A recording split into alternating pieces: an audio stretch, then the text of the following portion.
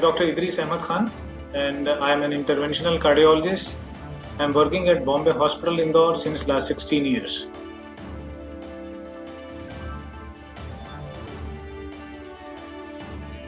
Okay, heart failure is a pretty common disease, and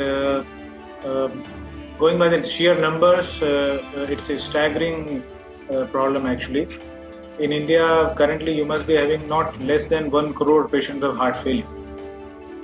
See, heart is basically a pumping organ. It's a muscular organ and it is responsible for pumping of blood to the entire body.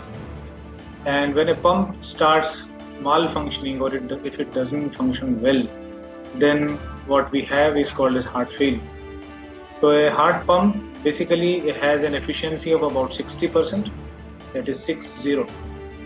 That would mean that if a heart receives 100 ml of blood per minute or per beat, almost 60 ml it is able to pump out.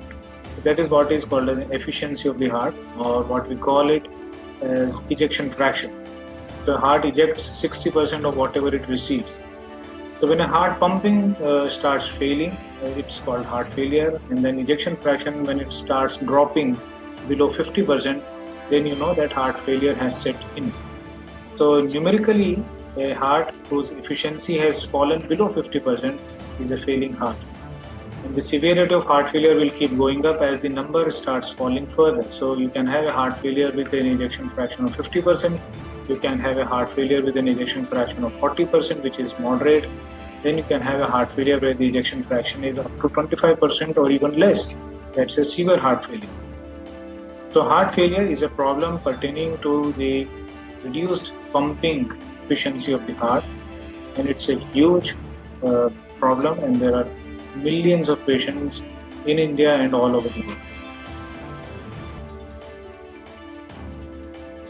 Okay, so there are certain identifiable risk factors by which you can actually recognize people who are more likely to develop heart failure. People who are diabetics, people who have high blood pressure or systemic hypertension, people who have disorders like thyroid diseases, people who are very obese, then people who may have various other set of problems like kidney failure. They all are the patients or people who can actually go into heart failure. But remember that not all of these risk factors or any of these may be present in a given patient. So a patient may actually have a heart failure without having any of these associated problems. One of the largest reasons of having heart failure is having heart disease by way of coronary artery disease or a heart attack. So whenever you have a heart attack, that is one of the arteries of your heart gets blocked or choked, then a lot of area of the heart which is supplied by that artery will get damaged. So that damaged portion will no longer contribute to the pumping fraction of the heart. So that is also one of the very important reasons of heart failure. In fact, the largest number of people that we see around would either have coronary artery disease or a past heart attack, or diabetes, or high blood pressure, or uncontrolled thyroid, maybe hypo or hyper. These are the 4 or 5 commonest reasons why people will have heart failure. But in a given patient, none of these may exist, and people can actually have a heart failure where you may not find any obvious reasons for their failing heart.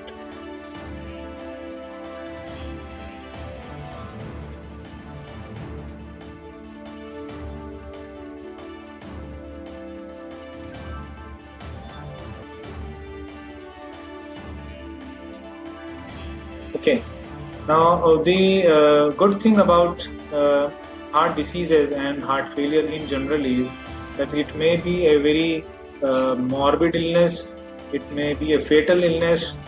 Despite that, one should take heart in knowing that there are lots and lots of treatment modalities available for heart failure. One thing is important, that the patient has to cooperate with the physician for their treatment.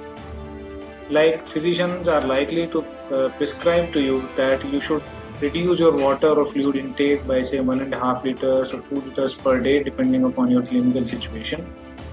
Then one must learn to restrict to that limit, because if you take excessive amount of fluids in your daily diet, then obviously all of this is going to go into your blood, and the heart would be unable to pump that.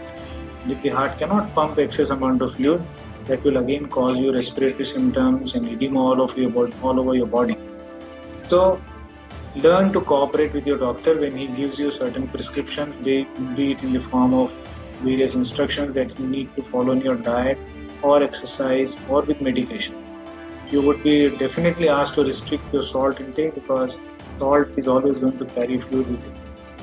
Then there are certain activities that would be prohibited, like running or jogging or carrying lots of weights or hurrying up over the stairs. These are certain activities which a heart failure patient should not be doing, and they should always be guided by their physician in doing such activities. Then would come the mark for drugs or medications. There are lots and lots of medications. They are to be taken continuously. Their dose keeps on changing continuously, and then the need for different molecules may arise at different points in time. The doctor may actually prescribe to get certain investigations at different points in time.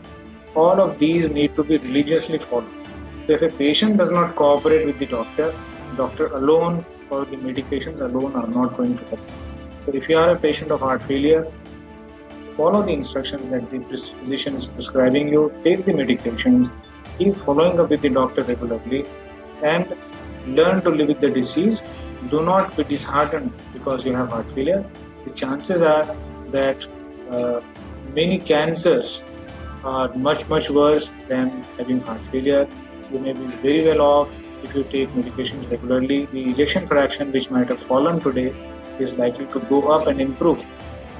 Despite medications, if you are not improving, then there are certain devices which are available which can be implanted around your heart. They also help in improving your heart. So not only are there dietary and exercise related regulations that are going to help you, you have lots of medications which are going to definitely increase the ejection fraction of your heart, and they can be aided and added on later in forms of various mechanical devices. So one is likely to have a very good quality and quantity of life despite having heart failure.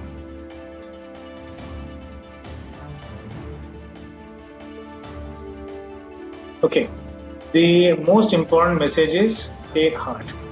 Do not be disappointed. You can easily overcome this disease because compared to several other forms of illnesses, may say kidney failure or renal failure, where the people have to go regularly to the hospital and get their dialysis done, they cannot eat lots and lots of fruits and vegetables, and the fluid restrictions are even more severe.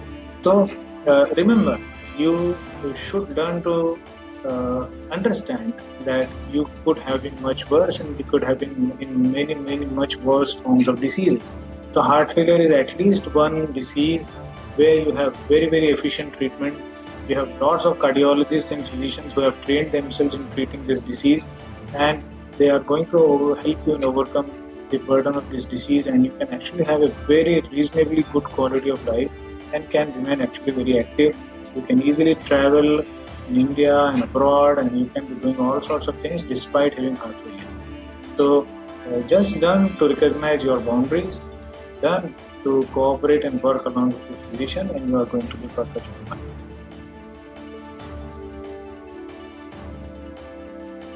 Okay, there are medications, as I have not enumerated the medications really here, but the most important medications that we have in cardiology today for heart failure, one is ARNI, or as we know, it is a combination of two medications, that is sacubitril and valsartan combination, and it is now easily available in India. It's very widely prescribed, and we have seen dramatic impact of this molecule in patients with heart failure. People who have lived with very small number of ejection fractions can actually have a dramatic improvement, not only in their ejection fraction but overall quality of life. Then we have beta blockers and other medications which also prolong life and actually improve the heart. Then there are devices, I have told you earlier that there are devices like a CRT or cardiac resynchronization therapy which can be implanted, and they help improving the ejection fraction very quickly, and very long-standing impact of these molecules and machines can be seen. So when you have heart failure, your doctor will take a call on what medications to start, what drugs and what doses to be started. And that as he keeps on gauging and monitoring your progress, the doctor may eventually decide that okay, it is time to give you a device also. So have faith in your doctor and follow his advice, and follow the restrictions that are being given, and your rejection fractions are likely to improve.